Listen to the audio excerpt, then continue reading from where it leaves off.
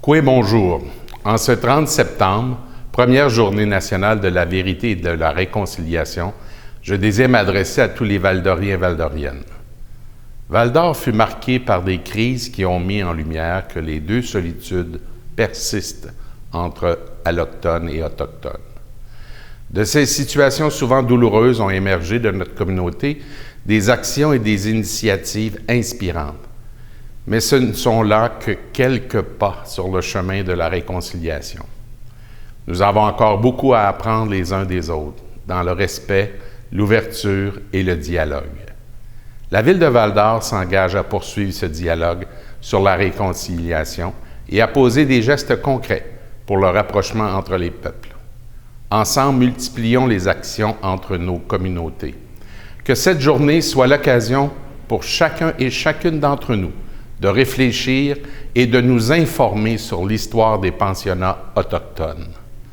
Je vous invite à consulter notre site Web pour y découvrir une liste de liens qui vous mèneront vers des capsules, des vidéos et des témoignages. De plus, Mme Nancy Wiskouti-Crépeau, professeure à l'École d'études autochtones de l'UQAT, et M. Oscar Kistabich, aîné Anishinaabe et président du conseil d'administration du Centre d'amitié autochtone de Val-d'Or, ont généreusement accepté de nous parler en cette journée significative. Je vous invite à les écouter. Merci, Miigwech. Pourquoi c'est important, Oscar, qu'il y ait une journée nationale de la vérité et de la réconciliation? Pourquoi c'est important? C'est important parce que c'est des choses que ce qui s'est passé. On oublie. Il ne faut pas oublier ce qui s'est passé. Tu sais, il s'est passé vraiment des choses horribles. Puis nous autres, on n'a pas tout dit encore ce qu'on a subi. Puis, tu sais, il ne faut pas jamais oublier ce qui s'est passé. On n'oublie pas ce qui s'est passé à la guerre. On n'oublie pas le 11 septembre. On n'oublie pas le collège d'Hudson. On n'oublie pas le Polytechnique, ce qui s'est passé. C'est des choses qu'on n'oublie pas. Mais ceux qui ont subi, il s'est passé une journée de drame. Il y a eu du dramatisme. Puis même avec 40, 20 ans, 15 ans, il y a encore de dramatisme là. Collectif. Mais nous autres, on a subi pendant 50 ans. Les dramatismes se sont multipliés par 50 ans. Ça fait que c'est ça qu'il faut comprendre. Il y a à peu près 150 000 personnes, enfants de vérité, en fin de compte. C'est ça qu'il faut mettre comme vérité. Puis les pensionnats, ça a été comme un objet de génocide, que je pourrais dire. Puis on est survivant de ça. Puis c'est comme on a été en guerre, on est des vétérans. Il y a eu un impact direct dans mon milieu, dans ma famille. Mon père, mes grands-parents, mes parents, mes grands-parents, puis des fois nos arrière-grands-parents qui sont là. Puis ensuite, il y a eu l'impact des enfants après, parce que j'ai eu des enfants, moi.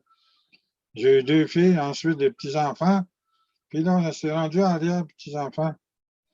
Ça fait que c'est toute cette génération-là qui a eu un impact direct du pensionnat qui nous a enlevé qu'on n'a pas vu nos parents, moi, pendant 10 ans. En fin de compte, ils ont brisé ma génération d'enfants, en fin de compte, ma adolescence. Je ne l'ai pas eu avec mes parents, avec mon milieu.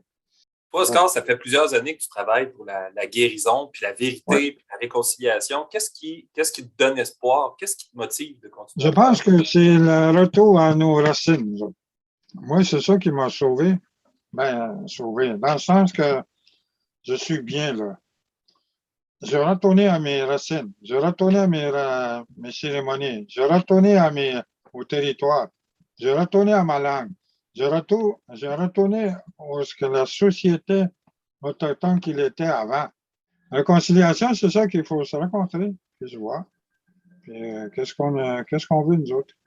Qu'est-ce qui s'est passé, là? Qu'est-ce qu'on fait, là? C'est ça, là. Il faut se parler, puis se rencontrer. Moi, ça fait 10 000 de générations que je suis ici. Les gens oublient ça, des fois. Ouais.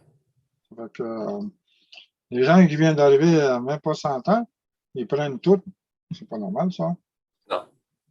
Nous autres, ça fait 10 000 ans qu'on est ici. Ça fait qu'on a des choses à partager. On a des savoirs, on a des traditions, on a des connaissances. Ça fait que c'est ça qu'il faut partager. Oui, bonjour. Mon nom est Nancy Wiscuti-Crépeau et je suis professeure à l'Institut national de la recherche scientifique. Moi-même, je suis un enfant né d'une mère qui est allée au pensionnat de Saint-Marc-de-Figuerie, ici, tout près d'Amos.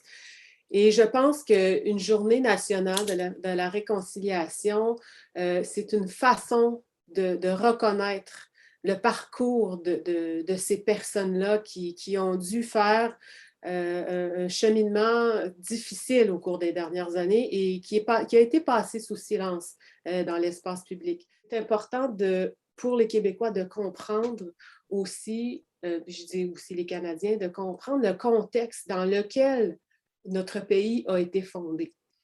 Oui, évidemment, la question des pensionnats autochtones, c'est une étape cruciale de la dépossession territoriale des Autochtones, où justement cette dépossession-là, elle était à son summum. Les pensionnats ont été un instrument justement pour sortir les enfants du poids.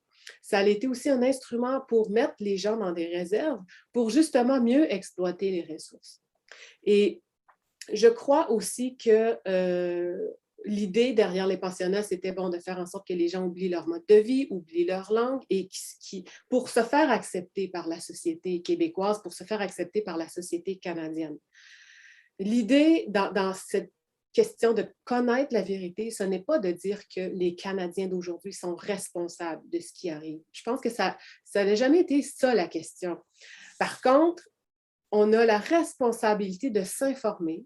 On a la responsabilité comme société aussi d'enseigner cette partie de l'histoire qui a souvent été mise de côté parce que, on racontait seulement une version de l'histoire.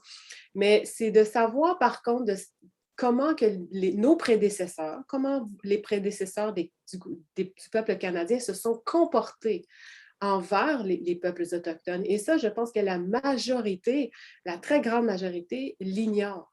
C'est certain que les dernières années aussi, on sait la crise auquel la ville de Val-d'Or a fait face avec la question des femmes autochtones disparues et assassinées, le drame qu'on a vécu avec Joyce et Echaquan dans le domaine de la santé.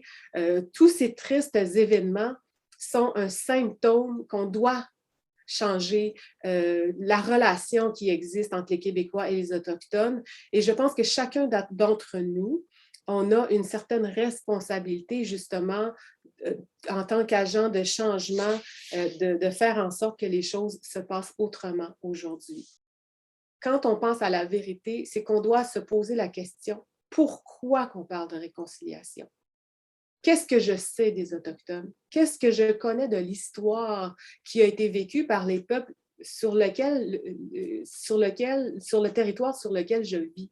Alors, la réconciliation, pour moi, c'est qu'est-ce qu'on peut faire justement pour être capable de s'asseoir, de régler des choses qui ça fait longtemps qui traînent, puis ça représente un boulet pour les Autochtones. Et puis surtout aussi de leur donner une certaine liberté d'exister en tant que peuple, parce qu'ils ont le droit. Ce n'est pas. Puis je pense aussi, c'est d'arrêter de se dire que les Autochtones, ils ont des privilèges, mais ils ont des droits. Et ces droits-là, ils sont reconnus et ils existent. Et on a seulement un bout à faire pour les actualiser aujourd'hui en 2021. Le cœur de la réconciliation, c'est d'être capable d'établir une relation avec des communautés autochtones. Et je crois que si on maintient cette idée, cette philosophie, cette approche, bien, ça peut seulement être enrichissant de part et d'autre. Les vrais changements, c'est dans l'inconfort qu'ils se font. Alors, profitons de cet inconfort justement pour aller de l'avant, puis de se donner l'occasion de rêver de qu'est-ce qu'on veut ensemble.